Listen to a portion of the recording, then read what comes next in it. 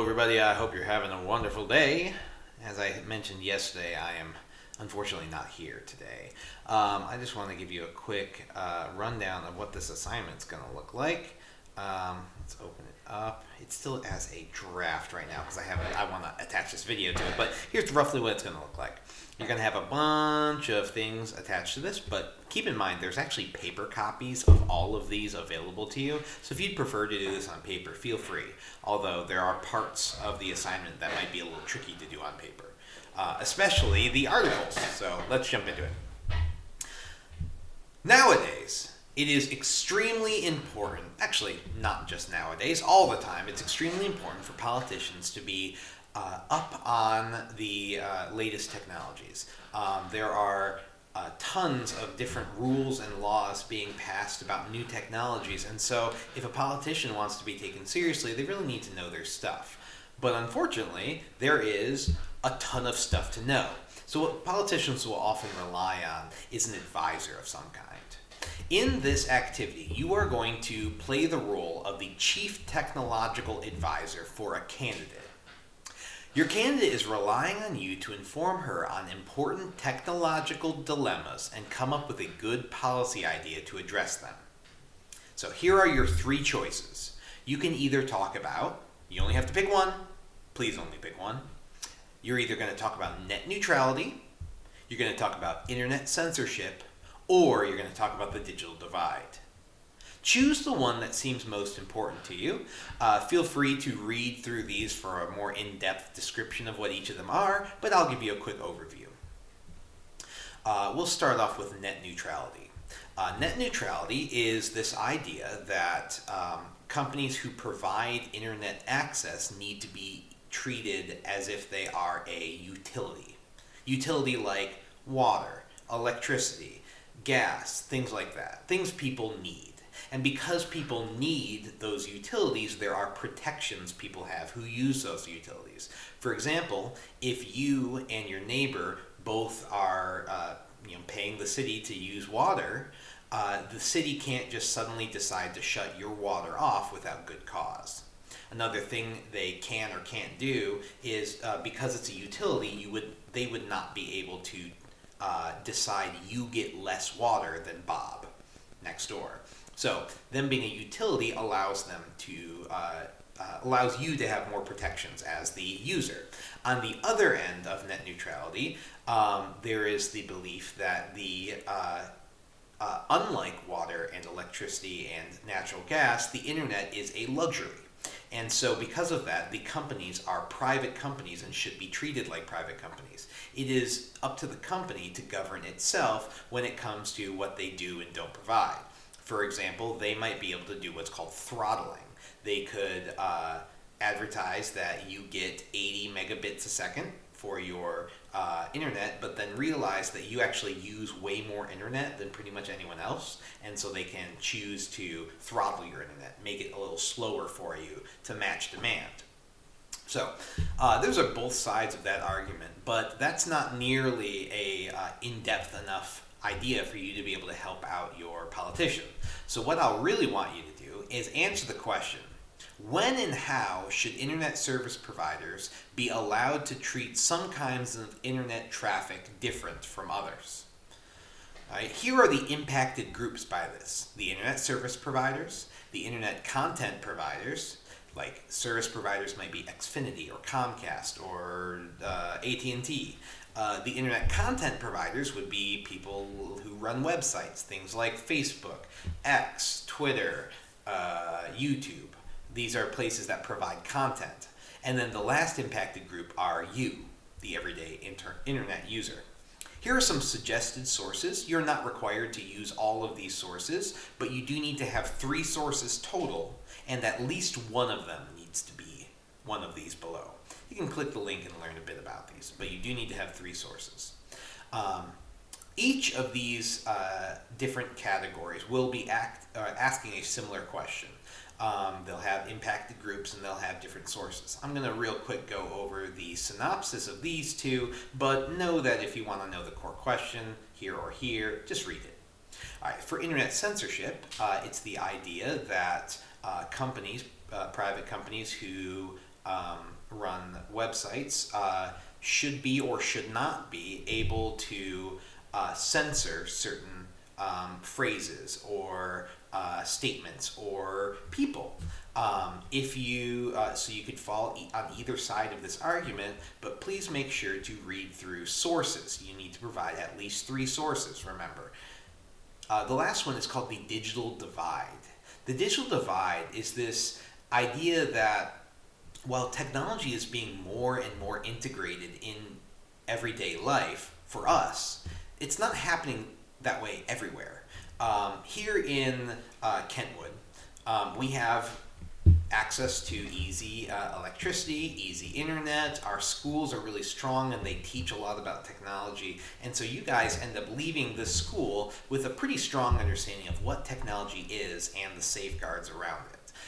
In different populations, so maybe like in more rural communities, like a small farming town in the middle of Kansas, they might have less access to internet, and their internet might be very slow, and so maybe they use it much less often.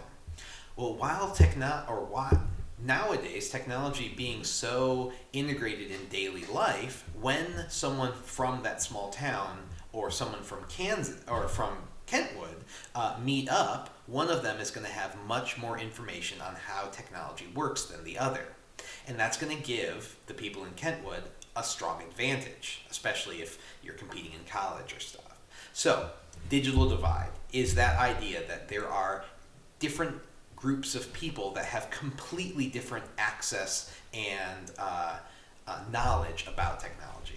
So the core question for that one is, when and how should resources be invested to close the gaps between those who do and those who don't use the internet? Again, I'm providing 3 sources, but if you want to use one of your own that you find, go for it. You need to use at least 3 sources. So this is the brief synopsis. After that, we've got a little review for your one-pager. Your one-pager is the thing that you're actually going to be turning in along with your rubric. I'll talk about in a second. Step 3 is to review your concept bank. That's over here. These are the different concepts we've talked about this unit. You are going to need to talk about some of the key concepts that we've covered. Some of those concepts were protocols and layers, like IP, like TCP, UDP, HTTP, DNS, all the acronyms. So protocols. For networks, we might talk about different types of connections: fiber optic cable, copper wire, Wi-Fi, routers, paths, direct connections, bandwidths. We talked about packets and routing.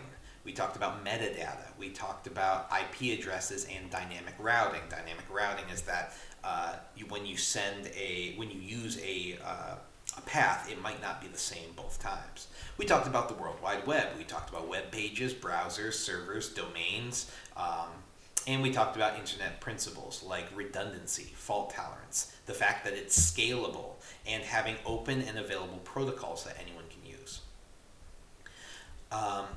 Step 4 is to review your sources. What I would like you to do is pick at least 3 sources. You'll jot down what the source is in here. So if it's one of these, or all 3 of these, that's totally fine. Remember, you need 3, so you're welcome to use these 3 if you'd like. So you'd use one here, one here, one here. There's room for a 4th as well. Keep in mind that because this is intended to be something that you pitch to a politician, we need to be able to keep in mind who the impacted groups are. So maybe we read this article right here about how the end of net neutrality could change the internet. Oh, it looks like that's actually a video. That's totally fine. So you'd use the video, you'd type in like the name of the thing. Over here you would list the impacted groups, which are going to be, looks like based on this article, they talked about the people of Kansas citizens, and you're going to list out those impacted groups, and then you're going to make some notes about technical details. It's very important if you are talking about something in politics to sound like you know what you're talking about in politics. So make sure you are using specific technical jargon. Jargon is a word meaning something that's very specific to that pursuit. So technical details about net neutrality might be something about how bandwidth could be limited, or you might say that the paths might be unable to be direct or something like that. You want to use some of this language. All right, here's the actual project. That's a big long intro. Actually, I'm curious, how long is that intro?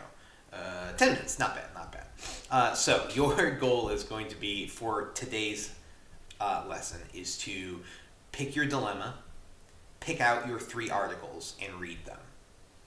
I do want you to start brainstorming what concepts you'll be talking about, and then jot down the thing for your sources. That's your goal for today.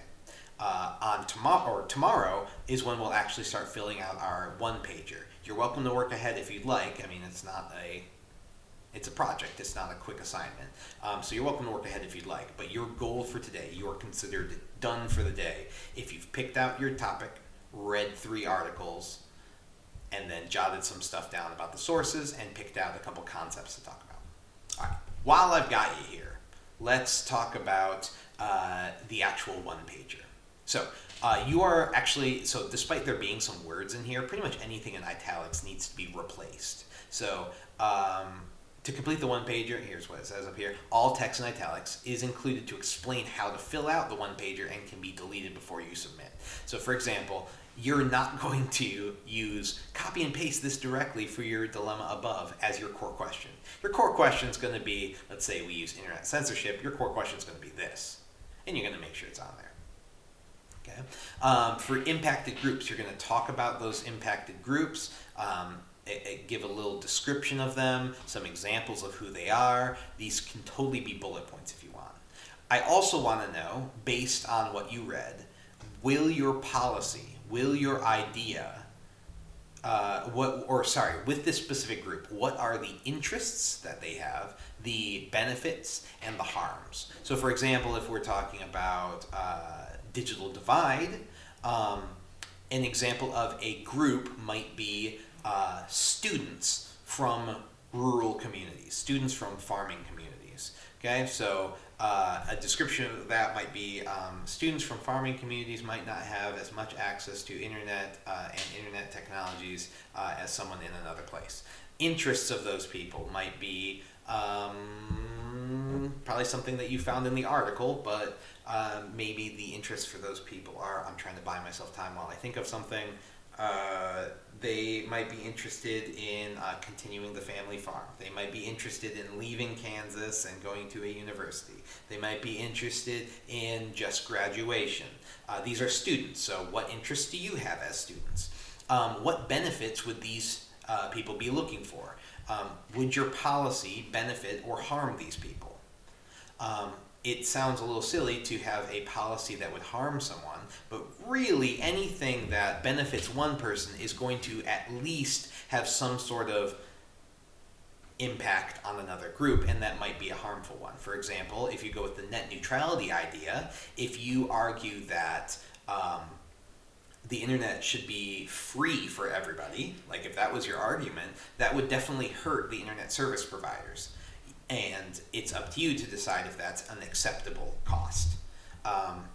Know that I'm not judging this from a political or moral standpoint. I mean, I don't want to see anything egregiously unethical, but I'm not going to judge this from a political or moral standpoint for the most part. So after you've come up with some benefits and harms and interests of 3 different groups, you'll talk about your technical background. So you're going to explain basically what background does the candidate need to know about to be able to answer questions about this.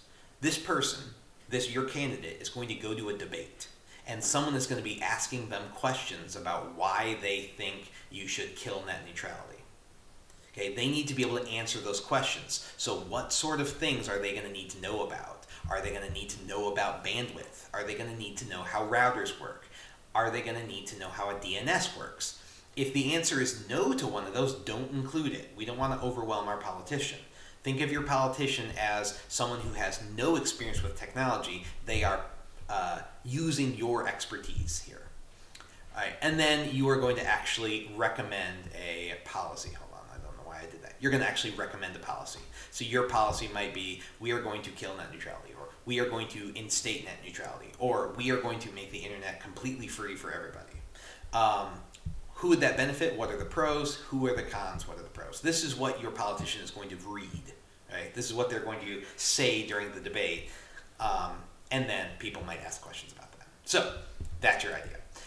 If you are confused about what something should look like, I've got some resources on here. This one right here, the Exemplar of Internet Dilemmas one-pager, is an example of an internet dilemma. It's you can look at it on here.